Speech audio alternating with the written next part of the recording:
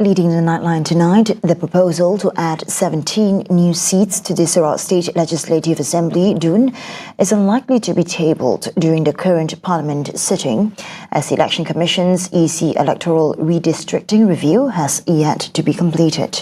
Deputy Prime Minister Dato' Amar Fadilah Yusof says the matter must go through several processes and procedures under the EC, including public display exercises to allow members of the public to submit objections or feedback. He reveals that given the timeline for the entire redistricting process, the proposal to increase Sarawak State seats will most likely only be tabled in Parliament next year. Paling cepat, saya kira mereka boleh pamerkan untuk publik. Lepas pamerannya akan ada ruang untuk publik membuat sama ada bantahan dan sebagainya. So proses dan prosedur yang aja mungkin siap memenuhi tempoh untuk tahun itu. So kemungkinan besar tahun depan lah baru dapat dibawa. When asked about the proposed increase in the special grant for Sarawak, which remains under discussion, including comparisons with Sabah's 1.5 billion ringgit allocation, Fadilah says the issue must be viewed within the context of the federal constitution and the existing constitutional provisions for both states. He explains that Sabah is entitled to a special provision under the federal constitution that returns 40% of state revenue. Sarawak saya ada. Sarawak kita lebih melihat pada artikel 122 ya. Di mana kita dapat kena itu interim 600. Apa yang Sarawak cadangkan ialah formula supaya bila kita mula penyelarasan, nya kena adalah formula apa base-nya. Jadi ia masih dalam peringkat perundingan dan menunggu keputusan daripada Kementerian Kewangan. The public is urged to stay alert to changing weather conditions and prepare for the transition into more extreme weather, as a super El Nino phenomenon is forecast towards the end of the year. Deputy Transport Minister Dr. Hasbi Habibullah warns the public should prioritise their health, take early precautionary measures and avoid activities such as open burning that could threaten lives and property. Malaysia, meteorologi telah pun juga memberi warning lah akan berlakunya El Nino.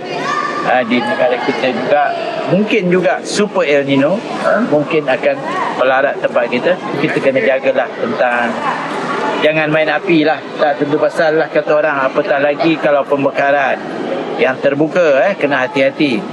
Dan kita awasi anak-anak kita juga, jangan main api, kena ada aksiden begini ni dari kecuaian kita juga baik di rumah, baik di luar rumah dan sebagainya.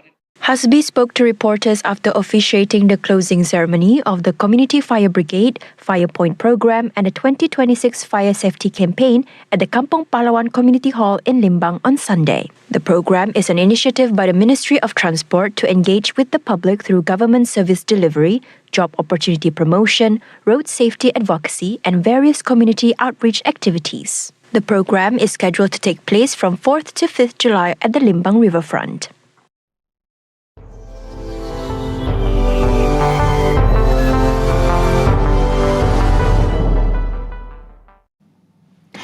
At least 2 people have reportedly been killed in southern Lebanon. That's as officials from both Tel Aviv and Beirut are meeting in the US for talks aiming to end the war, which caused severe destruction in Lebanon. One of the locations that heavily suffered from the IDF attacks is the ancient coastal city of Tyre, one of the oldest cities in the world with history dating back thousands of years. RT correspondent Steve Sweeney met with some of the locals who were defiant against the bombing and remained in their homes. Home to tens of thousands of people and one of the Eastern Mediterranean's oldest continuously inhabited cities, it has faced repeated displacement orders, airstrikes and drone attacks. Entire neighbourhoods were emptied, but even during the bombing, many residents refused to leave, even as Israel says, despite the US-Iran Memorandum of Understanding, that it seeks military control of areas along Lebanon's southern coast and border. For those who remain, daily life is measured between warnings and explosions. Families move from one shelter to another, waiting for the next strike before returning to what is left of their homes. When they give us a warning, my neighbours and I go to the beach and the archaeological sites until the airstrike is over. Then we come back.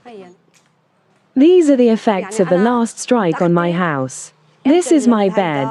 I cleared the rubble from it so I can sometimes lie down because of my back pain. Well, just a few streets across, another home here has been completely destroyed. You can see the scale of the destruction around, but we were given a tour of the house inside, and it's very clear that this was a civilian building.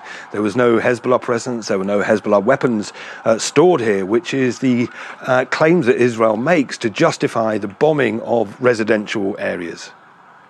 We've lived here for almost 35 years. My parents lived here. I was born here. And I had 6 children here in this house. I have many memories, and I feel sad about them. As you can see, the doors were blown off by the bombing. There's also an old house here that's over 75 years old. There's no need for all this destruction. I'm staying here because I'm steadfast. I have many memories and spent a lifetime here with my neighbors. I'm one with the stones of this house. Look at all this destruction in my house. There's absolutely no justification for it. Well, it's not just civilians and civilian infrastructure that are being targeted. This is the ancient Roman ruins here in the city of Tyre, very famous, a tourist hotspot now. In the last few days, Israel has also bombed this area. Now, this points to something very much broader in terms of their targets. They're also targeting Lebanese culture as an attempt to wage war on history and erase and break that link that the Lebanese have to their land and to break that history. We spoke to one Hezbollah MP for the area who explained why he thinks that Israel targeted this area. Israel is making demands that have no basis in reality for the sake of its agenda, which aims to displace people, kill them, and destroy their homes using scorched earth tactics, in order to carry out its Greater Israel project and establish dominance over the region. Hezbollah is on the battlefield, and we are here. We don't trust Trump, but if Trump is serious about this, then perhaps it's because he's the one who needs to stop his attacks. From ancient ruins to damaged homes, the people of Tyre remain caught between history and war. Despite displacement orders, repeated attacks and an uncertain future, many say they will stay. Their message is simple: as long as the city survives, they will remain with it. This is Steve Sweeney for RT in Tyre, southern Lebanon. Rescue crews raced Saturday to find survivors in the rubble of Venezuela's powerful earthquakes as the death toll reached 1,430 and hopes dwindled more than 3 days after the earth roared and rumbled. Tens of thousands of people were reported missing as collapsed buildings dotted cities in the country already enduring an economic crisis and political upheaval after U.S. Special Forces captured authoritarian leader Nicolás Maduro in January.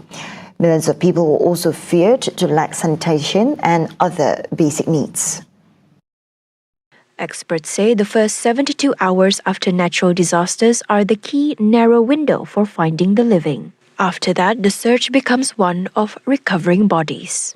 There have been 430 aftershocks following the 7.2 and 7.5 magnitude earthquakes on Wednesday. More than 70,000 families have received aid from the authorities in the wake of the disaster. The quakes caused considerable destruction, particularly in the state of La Guaira, but also in the capital, Caracas. In some places, entire blocks of high-rise buildings were razed to the ground. The search through the rubble and debris continues under difficult conditions. Everywhere, local residents and volunteers are joining forces with the professional emergency services.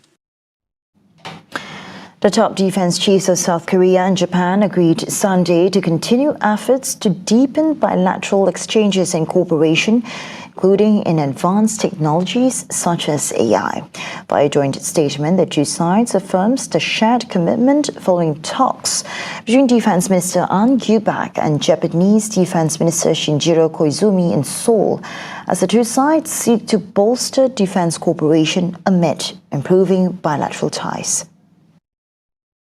Both ministers agreed to continue advancing exchanges and cooperation in aero defenses as well as various maritime contingencies, while pushing for greater cooperation in tech fields. Koizumi arrived in Seoul the previous day for a 2-day visit, his first trip as defense minister, reciprocating AHN's visit to Japan in January for talks with his Japanese counterpart. His trip came as South Korea and Japan are seeking to build on the positive momentum in defense ties to further cement their cooperation. The references to the aerobatic teams and search and rescue drills in a joint statement likely signal their willingness to bolster interactions in non-combat fields rather than direct military exchanges deemed sensitive to many South Koreans, given the history of Japan's 1910-45 colonial rule of Korea. Earlier this month, the two countries resumed their joint maritime search and rescue exercises for the first time in 9 years after resolving a 2018 dispute over Japanese patrol aircraft's low-altitude flyby over South Korean warship. Australia will double the financial penalty on platforms flouting its world's leading social media ban for under-16s to stem widespread evasion of the restrictions. New legislation will lift the maximum fine to 99 million Australian dollars for systemic breaches of the regulation and arm the e-safety online watchdog with greater powers to curb the platforms. Prime Minister Anthony Albanese in a statement says that technology companies are not doing enough to comply with the under-16 social media ban. The independent regulator was actively investigating potential non-compliance by Facebook, Instagram, Snapchat, TikTok and YouTube, the government said in a statement. Underage users have been dodging the restrictions by using accounts registered to older people, setting up fake accounts or by logging into private browsers. The success of the Australian restriction is of intense interest to a growing number of nations that have introduced or are mulling similar bans, including Britain, Indonesia, the United Arab Emirates and New Zealand.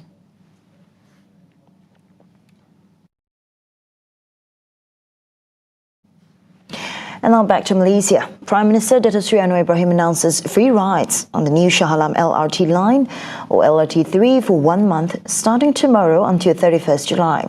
The new rail line is expected to benefit around 2 million residents along the corridor linking Klang, Shah Alam and Petaling Jaya through 20 stations across a 37.8-kilometre route, including 2.5 kilometres of underground track. Feeder bus services along the Shah Alam LRT3 route will be provided free of charge during the same period to encourage the public to use the new public transport network. Bermula 29 Jun esok sehingga 31 Julai, tambang perkhidmatan laluan Shah Alam dan bas perantara sepanjang laluan Shah Alam akan diberikan secara percuma